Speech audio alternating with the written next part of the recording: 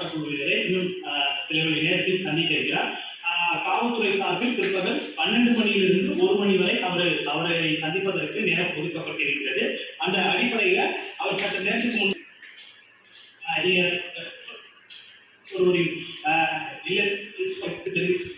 போல இந்த திறந்தவெளி வாகனத்தில் அவர் இந்த பரந்தூர் மக்களை சந்திப்பார் எனவும் தெரிவிக்கப்பட்டிருக்கிறது. குறிப்பாக இந்த 13 கிராமத்தில் 9 கிராம மக்களை சந்திக்க மட்டுமே காவல்துறையினர் அனுமதி வழங்கியிருக்கிறார்கள். அந்த வகையில பரந்தூர் விமான நிலையத்தில் எதிர்ப்பு தெரிவித்து இந்த கிராம மக்கள் 910 நாட்களாக போராட்டம் நடத்தி வருகின்றனர். நேற்றைய தினம் இந்த போராட்டக் குழுவினர் தமிழக வெற்றி கழக தலைவர் விஜய் குறிப்பிட்ட இந்த ஏழாம்பரம் கிராமத்தில் உள்ள அம்பேத்கர் திறந்தவெளி திடலில் ஏற்பாடு செய்யப்பட்டது.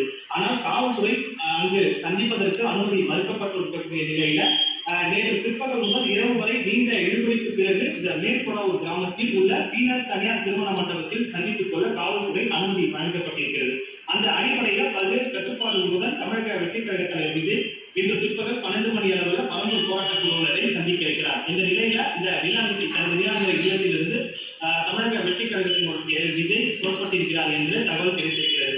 அந்த அடிப்படையில் பிற்பகல் 12 மணியிலிருந்து 1 மணி வரை காவல்துறை அனுமதி வழங்கப்பட்டிருக்கக்கூடிய நிலையில அதற்கான கட்டுப்பாடுகளும் பல்வேறு ஏற்பாடுகளும் காவல்துறை மூலம் செய்யப்பட்டிருக்கிறது. குறிப்பாக அந்த அனுமதிக்கப்பட்ட வாகனங்களில் அனுமதிக்கப்பட்ட எண்ணிக்கையில் மட்டுமே தமிழக வெற்றி கழகத்தினுடைய நிர்வாகிகள் வர வேண்டும். குறிப்பிட்ட அந்த பரந்தூரில் குறிப்பிட்ட பகுதிகள் பரந்தூர்